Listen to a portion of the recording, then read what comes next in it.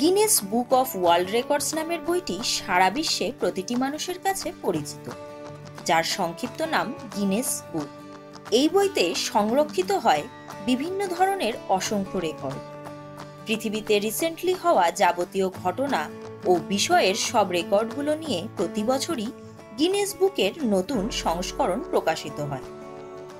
অচেনা চোখের আজকের পর্বে আমরা জানব এই গিনেস বুক সৃষ্টির পুরনো কিছু কথা। 1955 সালের 27শে আগস্ট প্রথম Guinness book of world records বইটি প্রকাশিত হয়, কিন্তু এই বই প্রকাশের পেছনে রয়েছে কিছু কাহিনী। 1951 সালের নভেম্বর মাস স্যার হিউজ ভিভের নামে এক ব্যক্তি গোল্ডেন রোভার নামে পাখিটি ইউরোপের দ্রুততম পাখি কিনা সে নিয়ে তার বন্ধুদের সাথে সন্ধ্যাবেলায় আড্ডায় বসেন। আড্ডা এক প্রকার তর্কের রূপ নেয়, কারণ তখন সঠিক তথ্য প্রমাণ হিসেবে কোনো বই বা প্রমাণপত্র ছিল না। একইভাবে 1954 সালে আবার বিতর্ক বাধে যে গ্রাউস পাখি গোল্ডেন রোভারের তুলনায় দ্রুতগামী পাখি কিনা সে বিষয়ে, কিন্তু এবারেও কোনো মীমাংসা হলো না।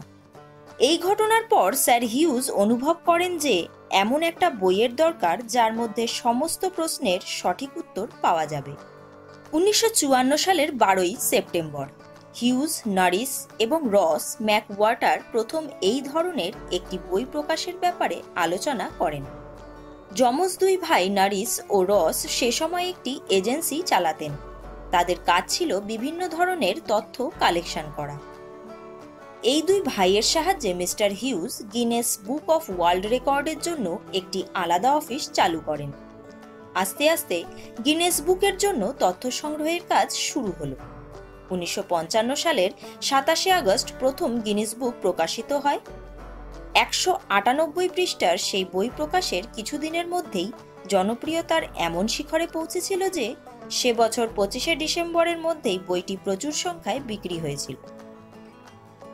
1956 সালে প্রথম গিনেস বুকের মার্কিন সংস্করণ হয়। এরপর ফরাসি ও জার্মানি সংস্করণও বার করা হয় এই বইয়ের। বর্তমানে 40টিরও বেশি ভাষায় এই বই প্রকাশিত হয়। এখন তো এই বইতে নাম তোলার জন্য বিশ্বের বিভিন্ন জায়গার মানুষ তার বিরল কীর্তি সবার সামনে তুলে ধরতে ভীষণভাবে আগ্রহ দেখায়।